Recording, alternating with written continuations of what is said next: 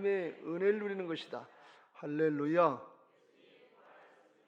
그렇습니다. 주님이 부활하셔서 오늘도 내 안에 오셔서 떠나지도 아니하시고 버리지도 아니하시고 믿음의 역사를 이루시는 주님을 믿으시길 주의 이름으로 축원합니다. 믿음은 내 믿음이 아니라 예수 그리스도 안에 있는 믿음이고 그 믿음은 주님의 믿음이에요. 나는 죽고 오직 내 안에 예수 그리스도께서 사시는 것이 거듭난 부활신앙인 것을 믿으시기 바랍니다. 우리의 존재의 근본은 육신에 있지 않고 영에 있습니다. 그래서 영이 살아서 주님과 영으로 하나가 된 영적인 존재로 거듭난 신앙으로 믿음 생활하는 거기 때문에 그 믿음은 내 믿음이 아니라 주님의 믿음이에요. 그래서 하나님을 믿으라. 주 예수를 믿으라. 그리하면 너와 네 집이 구원을 받으리라. 또는 하나님을 믿으라. 믿고 구하면 그대로 되리라. 믿고 말하면 그대로 되리라 하는 것이 내 믿음이 아니라 주님의 믿음이에요. 나는 죽었어요. 안 믿어져. 안 믿어져. 죽은 사람이 뭘 믿어요? 육신은 죽었고 영으로 주님과 함께 살은 영적인 거듭난 존재인 것을 믿으시기 바랍니다. 육으로 난 것은 육이요 영으로 난 것은 영이다 그랬어요. 육신으로 난 존재는 십자가 앞에서 주님과 함께 죽었고 영으로 살아서 예수님의 생명의 삶을 우리에게 맡겨주신 것을 믿고 침노하는 신앙 예수님의 믿음으로 나가시길 주의 이름으로 축원합니다. 할렐루야. 그래 예수님이 하나님의 말씀에 대해서 뭐 아니요 그러셨겠어요? 생각해보고요 그랬겠어요? 그냥 네 하고 아멘 하고 순종하시는 거지. 그게 예수님의 믿음이에요. 왜? 하나님을 똑바로 아니까 하나님이 어떤 분이신지를 아니까 전적으로 믿고 맡기는 것을 믿으시기 바랍니다. 할렐루야. 오늘 사무엘상 8장의 말씀을 우리가 잠깐 살펴보고 기도하려고 합니다. 사무엘상 8장의 말씀은 이스라엘의 역사에 있어서 우리가 지금 출애굽기를 주일날 살펴보고 평일날 살펴보는데요. 출애굽을 해서 가나안 땅에 들어가고 가나안 땅을 정복하고 나서 여호수아가 죽고 그 후에 사사시대가 연결이 됐어요. 사사시대가 한 300~400년 연결이 됐는데 그때는 여호수아가 죽고 나서부터 점점 하나님의 역사를 본 사람들이 부족해져서 없어지고 죽고 그래서 다음 세대가 아니라 다른 세대가 태어났다 그랬어요. 그래서 우상 숭배를 많이 하고 타락하고 하나님이 징벌하시면 회개하고 돌이키고 또 회복시켜지면 또 타락하고 그러면 이제 또 하나님이 징벌하시면 깨닫게 하시고 그래서 그 중간중간 세운 사사는 왕이 생기기 전에 이제 행정권이나 사법권이나 또 군사권, 통치권, 군사력까지 통치할 수 있는 이걸 가진 사람들을 하나님이 세우신 종들을 사사라 그랬어요. 그래서 마지막 사사가 사무엘이다. 사무엘의 아들들도 여기 사사라 세웠다 하는 말씀이 나옵니다만 제대로 사사 역할을 못했고 마지막 사사를 사무엘 선지자다, 사무엘 사사다 이렇게 얘기합니다. 사사 시대가 끝나고 이제 그 다음에 왕정 시대가 열려져서 사울왕, 다윗왕, 솔로몬 이렇게 밑으로 내려가게 됩니다. 근데 왕정 시대를 세우는데 하나님이 알아서 세워주신 것이 아니고 백성들이 먼저 요구를 해서 세워지게 되는 것을 볼 수가 있습니다. 4절 5절 이스라엘 모든 장로가 모여 라마에 있는 사무엘에게 나아가서 그에게 이르되 보소서 당신은 늙고 당신의 아들들은 당신의 행위를 따르지 아니하나니 모든 나라와 같이 우리에게 왕을 세워 우리를 다스리게 하소서 한지라 그랬어요.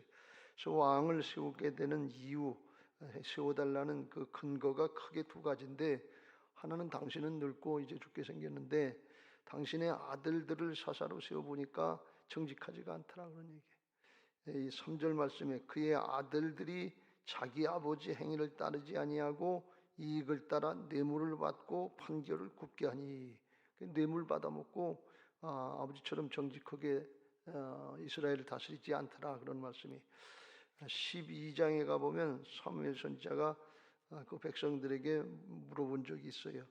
3절 위에 내가 여기 있나니 여호와 앞과 그의 기름 부음을 받은 자 앞에서 내게 대하여 증언하라. 내가 누구의 소를 빼앗았느냐, 누구의 나귀를 빼앗았느냐, 누구를 속였느냐, 누구를 압제하였느냐, 내 눈을 흐리게 하는 뇌물을 누구의 손에서 받았느냐, 그리하였으면 내가 그것을 너희에게 갚으리라 하니, 그들이 이르되 당신이 우리를 속이지 아니하였고 압제하지 아니하였고 누구의 손에서든지 아무것도 빼앗은 것이 없나이다 하면서 백성들이 인정하고 응답할 정도로 그렇게 아주 깨끗하고 청빈하게 하나님의 역사를 잘 감당했어요.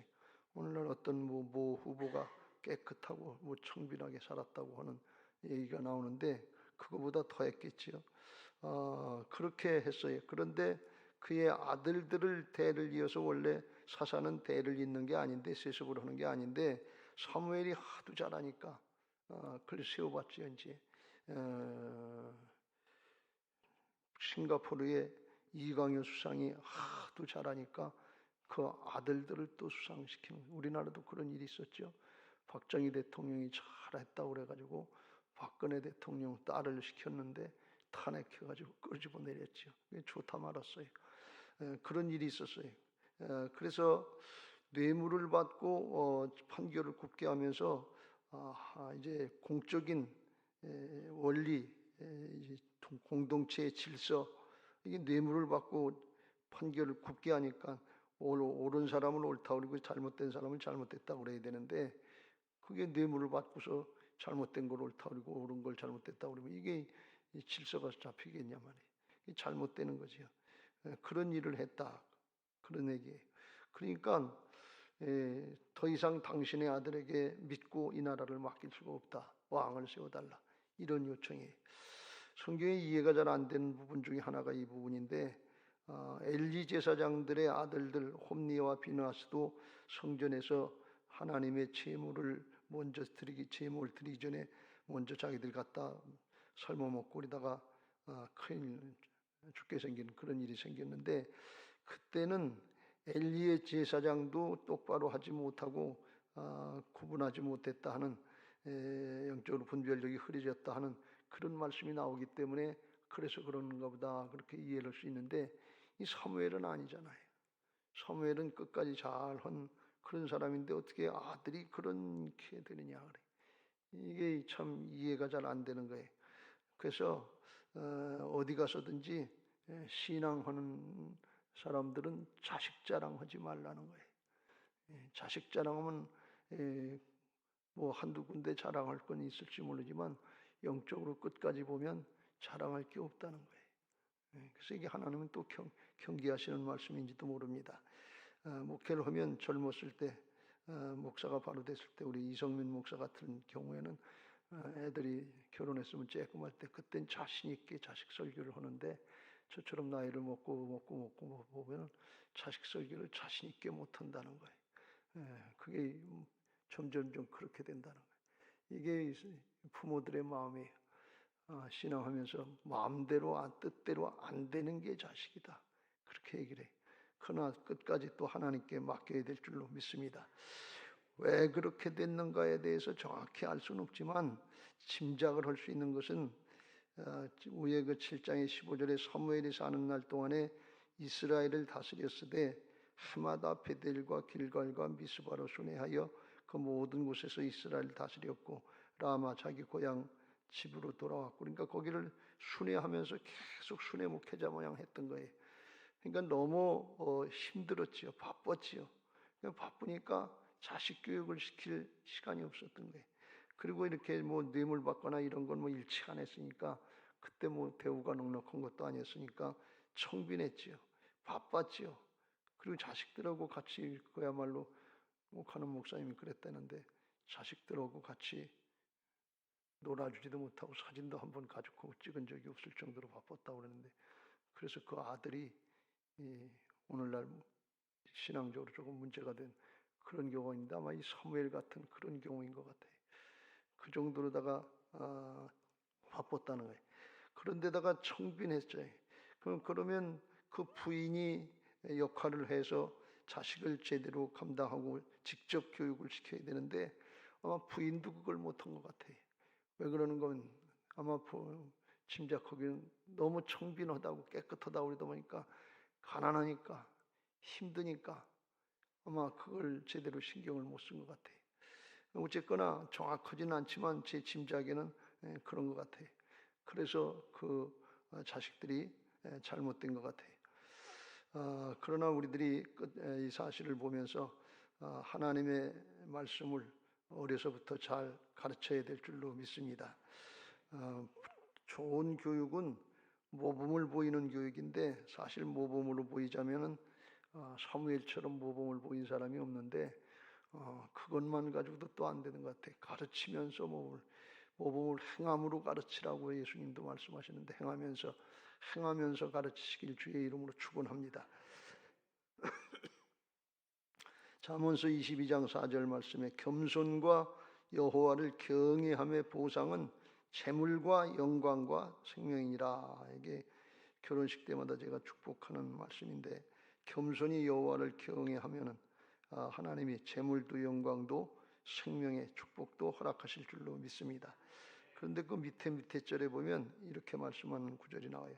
마땅히 행할 길을 아이에게 가르치라.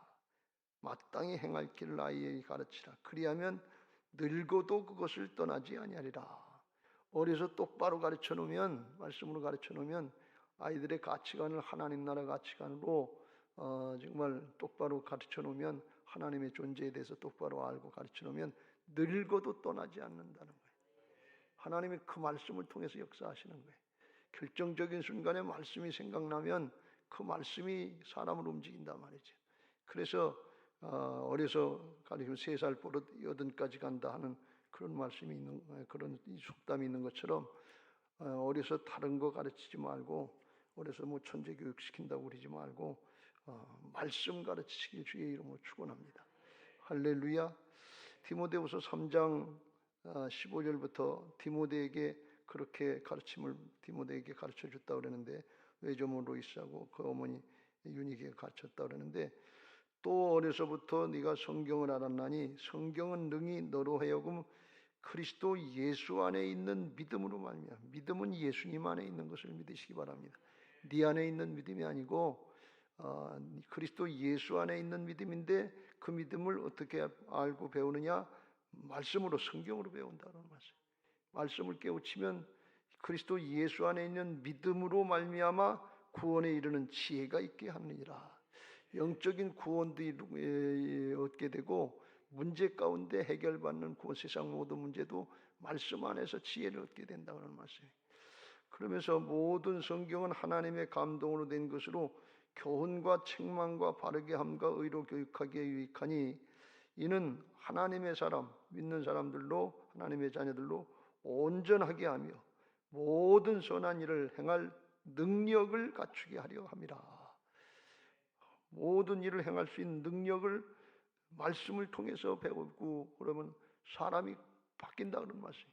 왜 그래요?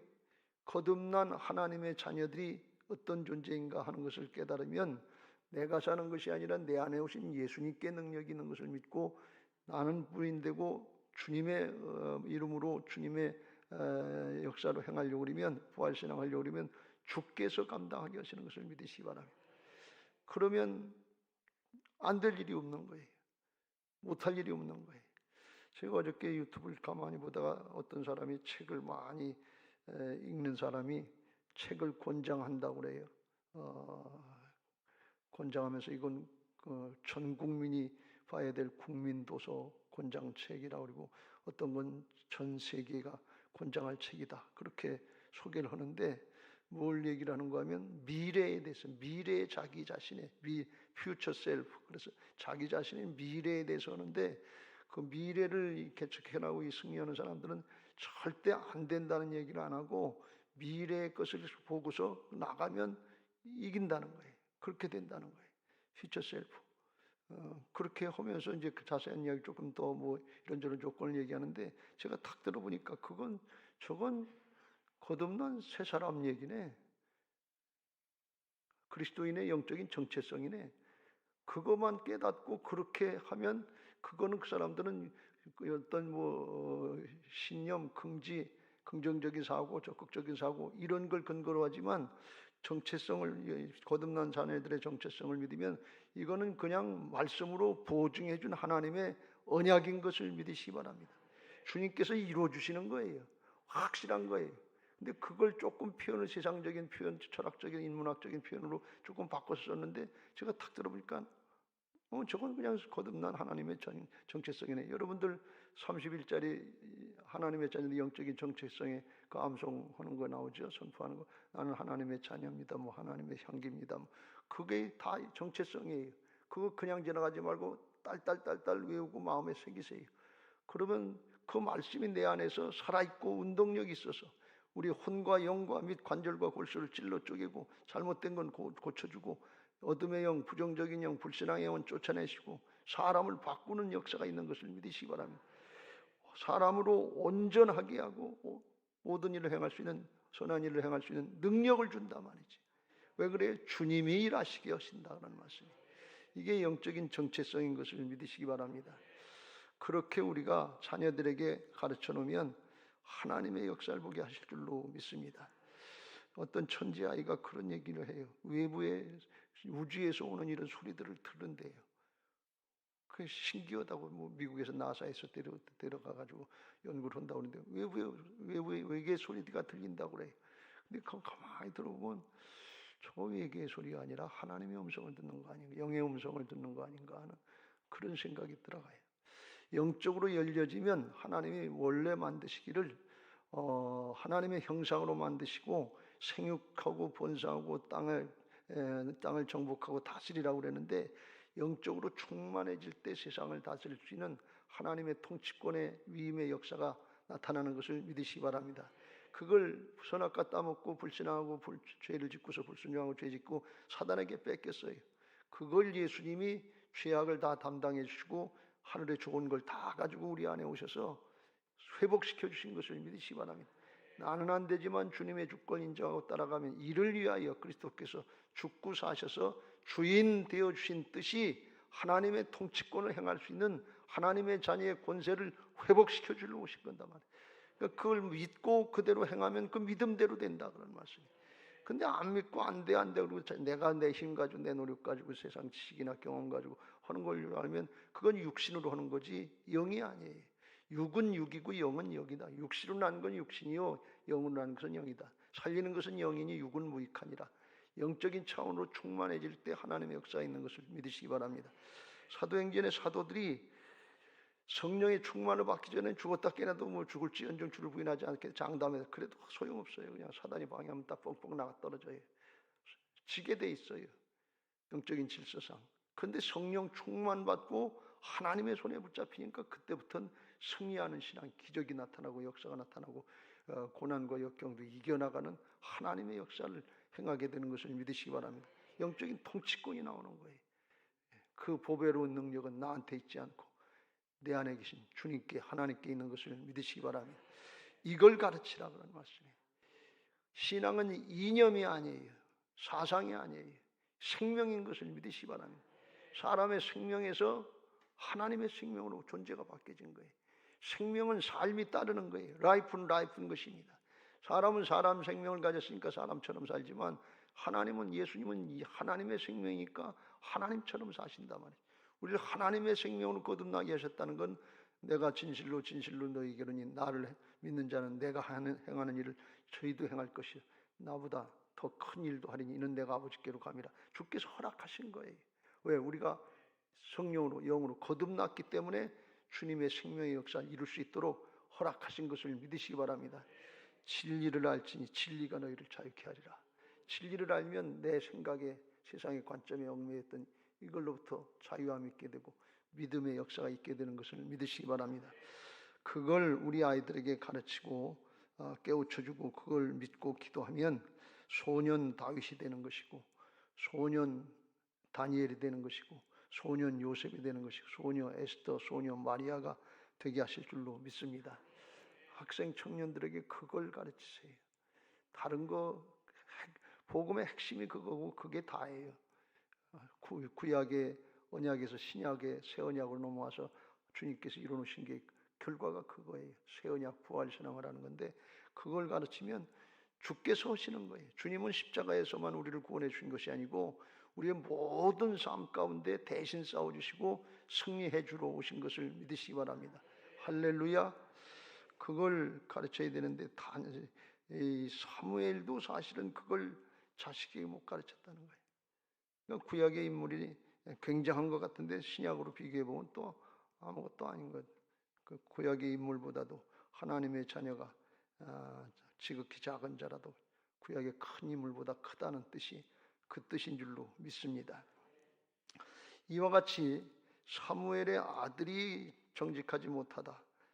그래서 왕을 달라 하는 이유가 하나 있고 또 하나는 뭔가 하면 모든 주변의 나라와 같이 우리에게 왕을 세워 우리를 다스리게 하소서 그랬고 6절에도 우리에게 왕을 주어 우리를 다스리게 하라 했을 때 사무엘이 그것을 기뻐하지 아니하여 여호와께 기도하며 그랬어요. 그건 뭔가 하면 세상에서 다 그렇게 한다는 거예요. 이미 주변 국가들은 이스라엘이 사사시대하고 하나님의 신권 정치를 할 때 그때 왕들을 세워서 리더십을 세우고 일사불란하게 전쟁도 하고 정치도 하고 그러니까 그게 좋아 보인 거예요. 그러니까 이건 무슨 얘기인가 하면 인본주의로 들어가려고 하는 거예요. 하나님의 통치를 거절하고 신정왕국을 거절하고 사람의 왕국, 인본왕국으로 들어가려고 하는 그걸 요구하는 거예요. 그게 잘 되는 것 같잖아요. 근데 하나님이 통치하는 건 눈에 안 보이지만 틀림이 없어요. 정확해요. 근데 사람이 통치하는 건 잘못될 수 있어요. 사람에 따라 대통령 잘못됐다고 탄핵하고 그러잖아요. 자리에 앉히는 게 문제가 아니라 어떤 사람이 세우니 지금 대통령 선거하는 거 누가 저기 할 건가 그게 문제 아니에요. 그래서 이게 좋은 것 같은데 겉으로 탁 보기에는 사람이 눈에 보이고 나타나고 잘하는 것 같고 일사불란하게 하는 것 같고 외적이 터들어오면 앞장서 나가 싸워주는 것 같기도 하고 그러니까 왕 세우는 게 좋은 것 같은 거예요. 그래서 그걸 핑계로 삼았는데 그래서 사무엘이 그걸 좋아하지 않은 거예요. 사무엘도 눈치를 채고서 이거 하나님 오고 이스라엘 사이에 자기가 중간 역할을 했었는데 나를 거절하는구나. 나를 부인하는구나. 안 받아들이려고 하는 기분이 좋지 않았어요. 그래서 사무엘이 기뻐하지 않았다. 그러는데 하나님이 이렇게 말씀하신다. 위로하실 때 너만 거절하는 게 아니고 여호와께서 7절 사무엘에게 이르실 때 백성이 내게 한 말을 다 들으라. 이는 그들이 너를 버림이 아니요 나를 버릴까 버려 자기들의 왕이 되지 못하게 함이니라. 하나님의 통치를 안 받겠다 하는 사단의 계략에 넘어간 것인데 겉으로 보고 사람만 보고 그러는데 뒤에서는 사단에게 영적으로 속는 거다 하는 거예요. 우리가 이걸 잘 분별해야 될 줄로 믿습니다. 그러면서 사무엘이 자기가 기뻐하지 않고 원치 않았지만 자기가 거절하지 않고 사무엘이 성숙한 사람이니까 하나님께 기도하고 하나님이 그런 뜻이 있다 그러면서 이 백성이 애굽에서 나와서 가나안 땅에 들어가서 그때부터 하나님을 잘 섬긴 게 아니라 우상 숭배하고 잘 못 섬겼다. 그러니까 그러므로 그들의 말을 듣되 너는 그들에게 엄히 경고하고 그들을 다스릴 왕의 제도를 가르쳐서 왕을 세우라. 그래서 10절부터 18절까지 왕을 세우면 아들들이 붙잡혀 가서 병사로 쓰임 받고 왕에게 이제 노역을 하게 될 것이고 13절에 딸들이 붙잡혀 가서 향료 만드는 자와 요리하는 자와 떡 굽는 자 그러니까 이 향료 만드는 자가 다른 뜻이 아니라 왕의 놀이객감으로 붙잡혀 간다는 게 북한에 가면 김정은이 기쁨조로다가 뽑혀가는 것처럼 그렇게 될 것이라는 게 그리고 14절에 밭에 포도는 소출들을 다 내서 15절에 11조 내서 나라를 운영하는데 거기 뺏겨야 될 것이고 16절에 노비와 아름다운 소년들 끌려가서 자기 왕의 일에 쓰임받을 것이고 양떼 10분의 1 뺏길 것이고 너희 종이 되리라. 그래서 이렇게 하면서 잘 체험을 해보고 이거 왕제도 괜히 세웠다. 잘못했다. 그래가지고서 그때 후회해서 18절에 그날에 너희는 너희가 택한 왕으로 말미암아 부르짖되 그날에 여호와께서 너희에게 응답하지 아니하시리라 하니 백성이 사무엘의 말 듣기를 거절하여 이르되 아니로소이다. 우리도 우리 왕이 있어야 하리니 우리도 다른 나라들 같이 되어 우리의 왕이 우리를 다스리며 우리 앞에 나가서 우리의 싸움을 싸워야 할 것이니다 하면서 사무엘의 말을 듣기를 거절했다는 거예요. 안 받아들였다는 거예요. 그러니까 자기들 인간적인 생각, 육신적인 소욕으로 꼭 차서 하나님의 뜻을 거절했다는, 듣지도 않고 해보지도 않고 싫다는 거예요. 어린애들이 고집 부리고 그럴 때 말 안 듣고 우리 그잖아요. 그러면 부모가 그냥 알면서도 그걸 사주고 뭘 해주고 그렇잖아요. 근데 그걸 좋아서 해주는 것이 아니잖아요.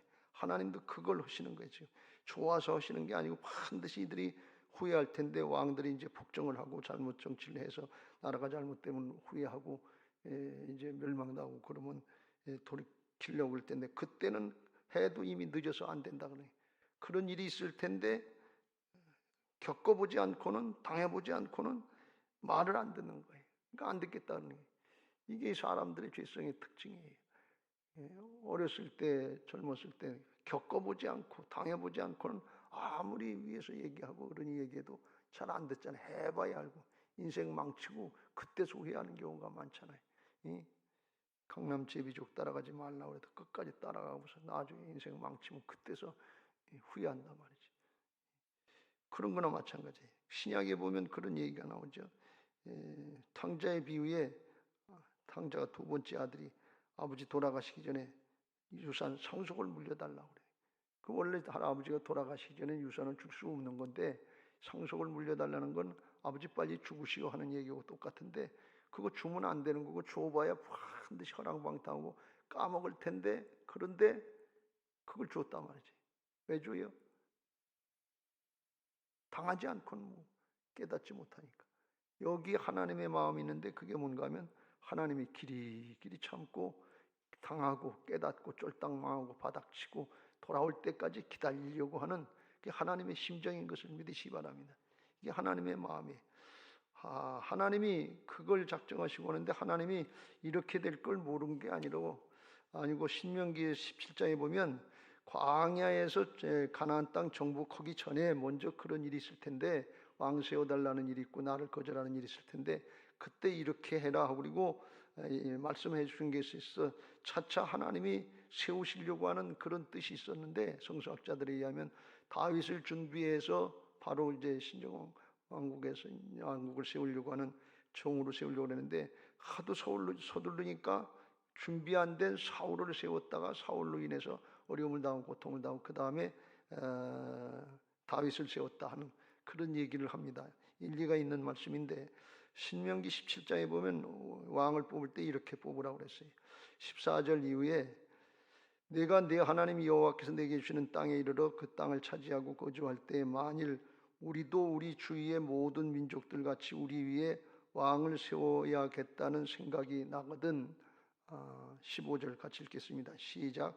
반드시 내 하나님 여호와께서 택하신 자를 내 위에 왕으로 세울 것이며 내 위에 왕을 세우려면 내 형제 중에서 한 사람으로 할 것이요 내 형제가 아닌 타국인을 내 위에 세우지 말 것이며, 하나님이 가장 중요하게 생각하는 조건이 뭔가 하면 하나님께서 택하신 자를 세워라. 그건 뭔가 하면 하나님의 이스라엘 족속으로 택해서 세우라. 왜 그런가 하면 하나님을 아는 사람으로 택하라는 거예요. 우리에게도 지금 대통령 선거를 앞두고 기도해야 되는데 하나님이 누굴 택하실 것인가? 하나님이 세울 사람이 누군가? 그걸 분별하고 우리가 선택을 해야 될 줄로 믿습니다. 하나님을 모르는 사람은 사람의 길로 가는, 멸망의 길로 가는 거예요. 근데 하나님을 아는 사람, 하나님을 경외하는 길로 가면 하나님이 도우시는 은혜가 있을 줄로 믿습니다. 그리고 세 가지를 경계하시는데, 병마를 많이 두지 말라. 병마를 들고 애굽으로 가지 말라. 병마를 많이 들면 군사력을 의지하고 하나님을 의지하지 않기 때문에 그래요. 17절 같이 읽겠습니다. 시작. 그에게 아내를 많이 두어 그의 마음을 미혹하게 하지 말 것이며 자기를 위하여 은금을 많이 쌓지도 말 것이라. 이것도 부인을 많이 두면 정략 결혼하다가 솔로몬처럼 하나님은 배신하고 떠난단 말이지. 그런 일이 있으니까 그렇게 하지 말라. 옛날에는 자기 각자 섬기는 신들이 있었기 때문에 이방 족속들하고 정략 결혼을 하면 그런 일이 벌어진다. 그래서 아내를 많이 두지 말라 그랬고, 은금을 많이 두지, 돈이 많으면 돈이 하나님이 되니까 돈으로 의지하지 하나님을 의지하지 않으니까 그런 일도 하지 말라. 그렇게 하면서 꼭 해야 될 게 뭔가 하면 18절, 19절, 20절에 율법서를 당시의 성경이 흔치 않았으니까 등사본을 하나 만들어 가지고 19절 평생에 자기 곁에 두어 읽어 그의 하나님 여호와 경외하기를 배우며 이 율법의 모든 말과 이 규례를 지켜 행할 것이라. 그리하면 그의 마음이 그의 형제 위에 교만하지 아니하고 이 명령에서 떠나 좌로나 우로나 치우치지 아니하리니 이스라엘 중에서 그와 그의 자손이 왕위에 있는 날이 장구하리라. 하나님께서 오래도록 지켜주시겠다는 말씀. 그와 그 자손들을. 그러니까 하나님의 말씀대로 가까이 하면서 그대로 따르려고 그러면 하나님께서 책임져 주시겠다는 말씀입니다. 이건 하나님 나라 왕국의 말씀이지만 세상 나라는 하나님 나라의 역사에 포함되는 것을 믿으시기 바랍니다. 세상 나라 각 나라의 역사가 다 있지만 개인적인 우리 인생사도 있지만 그건 다 광대하신 영원하신 하나님 나라의 역사의 일부분이에요. 그러니까 하나님의 말씀대로 따르면 이게 원리가 되는 거예요. 법이 되는 거예요.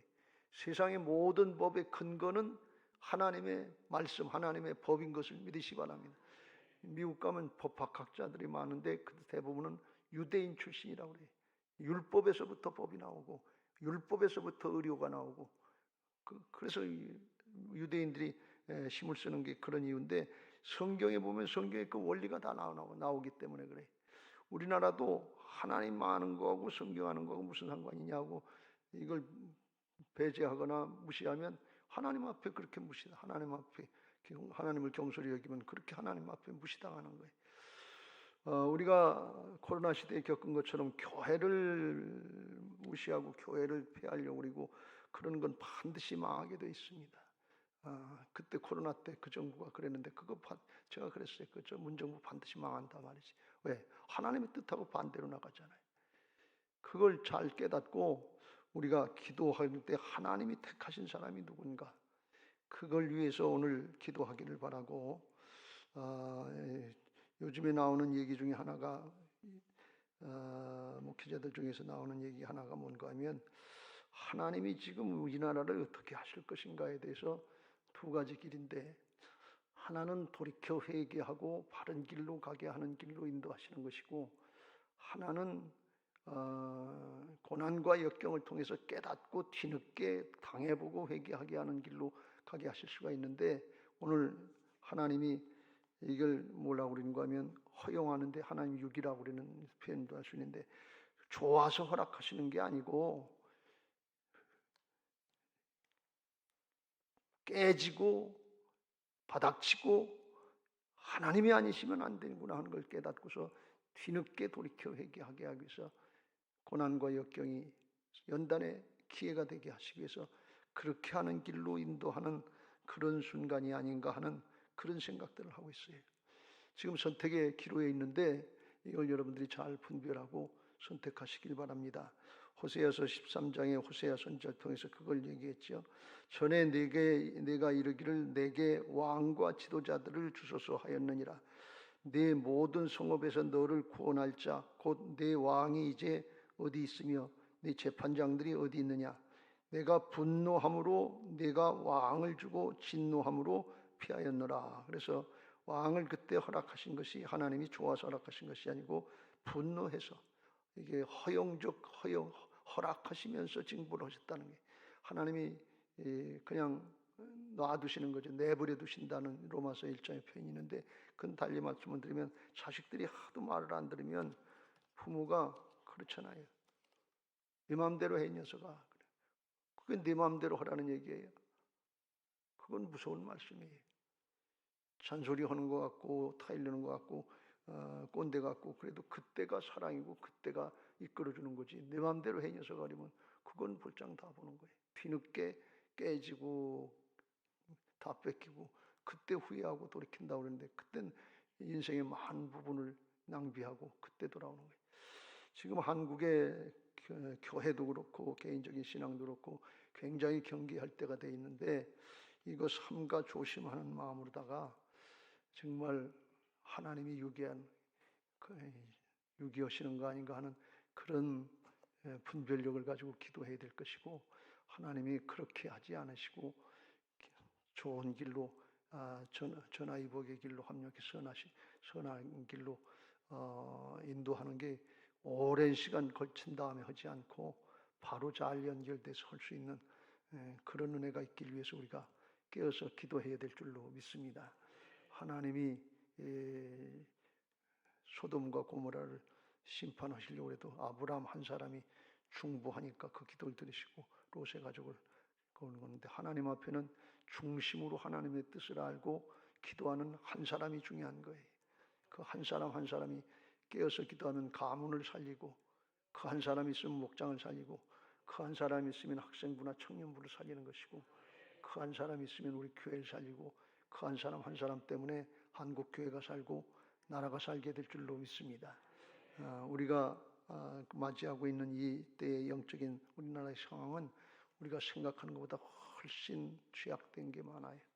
그냥 정말 말로 다 표현하기 어려운 그런 모습들이 많고, 무법천지 같은 그런 모습들이 많기 때문에 생각하는 것 이상으로 굉장히 위험한 수준에 와 있어요, 영적으로. 그걸 깨닫고 우리가 깨어서 기도해야 될 것이고, 우리가 적당히 그냥 냄비 속에 있는 깨구리 모양 따뜻하다 그냥 좋지 좋은 게 좋은 거지, 그냥. 그리고 그러다가 불이 뜨거워져서 죽는지도 모르고 죽는, 죄악 가운데 끓어 죽는 그런 현상이 지금 있다고 해도 과언이 아닌 상황이니까 그걸 잘 생각하시고 깨어서 기도해 주시길 주님의 이름으로 축복합니다. 제가 어렸을 때 인생을 많이 살지 않았지만 어렸을 때하고 지금하고 사회적인 일이 돌아가는 세대 풍조를 보면 이건 달라져도 너무 많이 달라져서 상식이 통하지 않는 그런 시대가 돼버렸어요. 그래서 이건 아주 정말 영적으로 타락한 시대가 됐는데, 가장 무서운 건 뭔가 하면 사람의 문제예요. 재난이 일어나고 지진이 일어나고 그런 거에 불황이 일어나고, 그것도 하나님의 심판의 징조 중에 하나지만 그런 게 문제가 아니라 사람의 마음에서 사랑이 식어지리라 그랬어요. 마태복음 24장 12절에 사랑이 식어지지 않습니다. 뭐가 사랑이 식어지는 거예요? 순 자기밖에 모른다는 거예요. 순 이기적이라는 거예요. 내 마음에 안 맞으면 다 갈아치고 다 탄핵하고 다 죽이고 다 갈아엎으려고 하는, 이게 얼마나 무서운 이기주의예요. 지금 이런 시대에 돼 있어요. 양보하는 거, 원통함을 풀지 않잖아요. 한 번 마음에 걸리면 죽었다 깨어나도 안 풀어요. 그리고 우리가 예수 믿는다고 그런다. 그러니까 이걸 교회에서부터 믿는 사람들부터 해나가야 되는데 그 사랑을 어떻게 하겠어요? 하나님의 일은 하나님이 하시는 것을 믿으시기 바랍니다. 하나님의 말씀은 하나님이 하시는 것을 믿으시기 바랍니다.